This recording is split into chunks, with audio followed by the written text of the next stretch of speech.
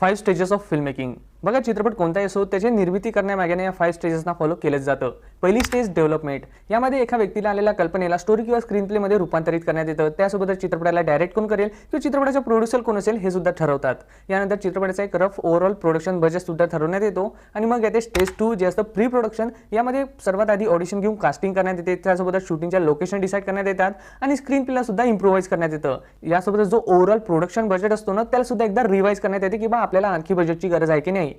यानंतर ते स्टेज 3 जे असतं प्रोडक्शन, ज्याला आपण शूटिंग म्हणतो आणि याबद्दल आपल्या सर्वांनाच माहिती आहे। त्यानंतर येते स्टेज 4 जे असतं पोस्ट प्रोडक्शन। यामध्ये शूट केलेल्या फुटेजला एडिट केलं जातं, त्यामध्ये साऊंड मिक्सिंग केलं जाते, त्यानंतर डबिंग केलं जातं आणि त्यामध्ये व्हिज्युअल इफेक्ट सुद्धा ऍड केले जातात आणि बऱ्याचशा काही टेक्निकल गोष्टी केल्यानंतर फायनल कट रेडी करण्यात येतो आणि तो फायनल कट मग जातो स्टेज 5 मध्ये जे असतं डिस्ट्रीब्युशन। त्यामध्ये चित्रपटांची राईट्स डिस्ट्रीब्यूट केल्या जातात, उदाहरणार्थ satellite rights, digital rights, music rights आणि थिएट्रिकल राईट्स सुद्धा।